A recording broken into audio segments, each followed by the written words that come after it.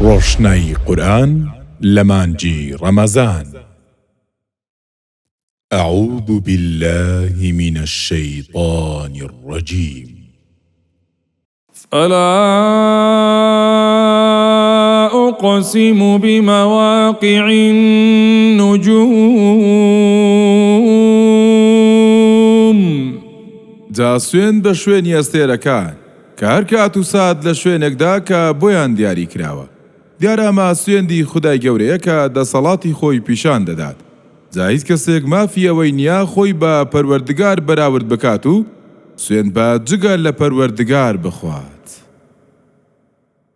وإنه لقسم لو تعلمون عظيم. خۆ ئەگەر بزانن بەڕاستیەوە سوێندێکی گەورەیە. إنه لقرآن كريم.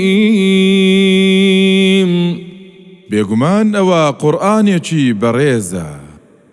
في كتاب مكنون.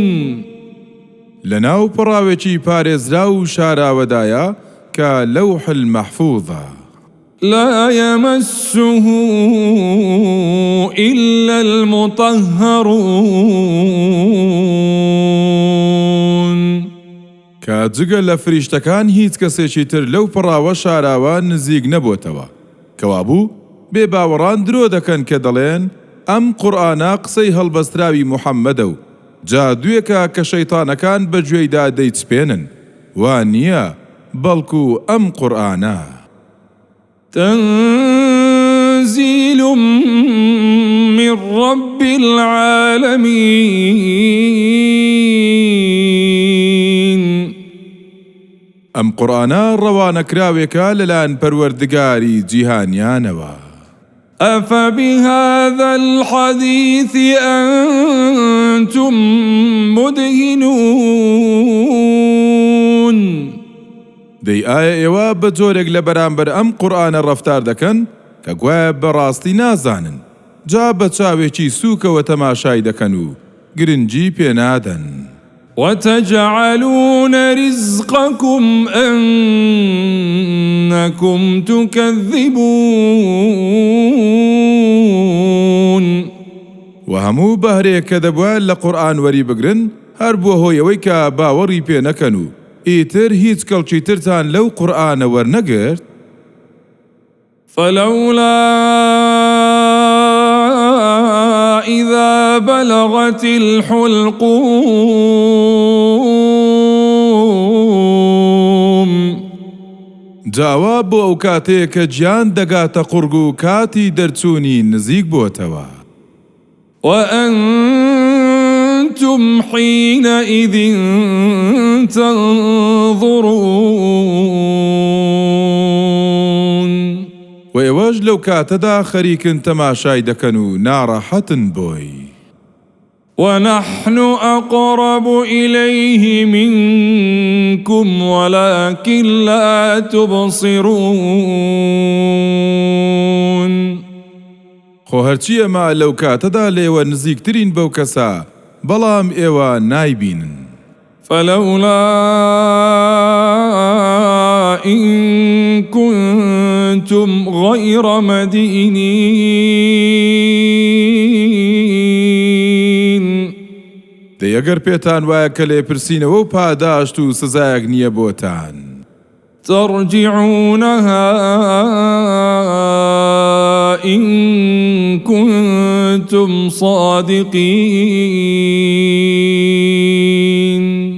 دەی ئەگەر ڕاست دەکەن ئەو گیانە بگەڕێنەوە بۆ ئەو لەشە، چونکە ئێمە بۆ لێپرسینەوەی دەیبن. دەی ئێوە مەهێڵن ئەو کەسە بمرێت. ئاشکرایە کە کەسەوەی پێ ناکرێت. دەی تاکەی ئەوەندە بیر ناکەنەوە و ئەم ڕاستیە نازانن کە هەر چۆنێک هیچتان پێ ناکرێت و بۆ ڕێگریکردن لە مردن هەر ئاوەهاش ناتوانن ڕێگری بکەن لە زیندووبوونەوە و لێپرسینەوەتان. فأما إن كان من المقربين جاگەرە و کەسەی کە گیانی دەرچوو لە نزیکان و خۆشەویستانی خوددا بێ فروح وريحان وجنة نعيم ئەوە ئیتر حەسانەوە و بۆنی خۆش و باغچەی پڕناز و نیعمەت چاوەڕوانیەتی. وأما إن كان من أصحاب اليمين وأجر هاتو لياراني دست راستيش بن فسلام لك من أصحاب اليمين جاو کاتێکە گیانی دەردەچێت فریشتەکان پێی دەڵێن سەلامت لێبێ تۆ لە یارانی دەستە ڕاستی یان لەلایەن فریشتەی دەستی ڕاستکە نووسەری چاکەی بەندەکانە پێیان دەڵێن تۆ سەلامەتیت و لە هەموو مەترسیەک لە ئەمان دایت. وأما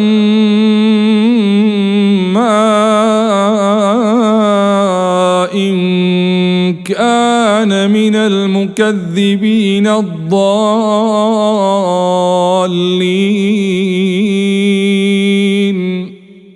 خۆگەرە و کەسەی کە گیانی دەردەچێت لەو خوانە ناس و گومڕە نەبێت فنزل من حميم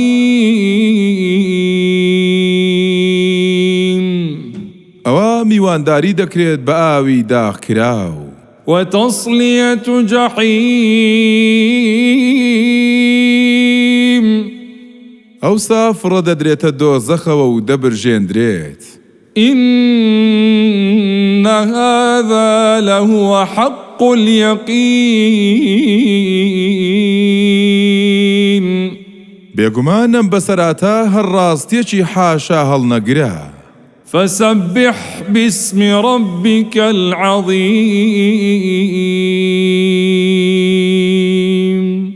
دەسا پاچی و بەرزی پەروەردگاری هەرە گەورەت ڕابگرە و تەسبیحاتی پەروەردگارت بکە.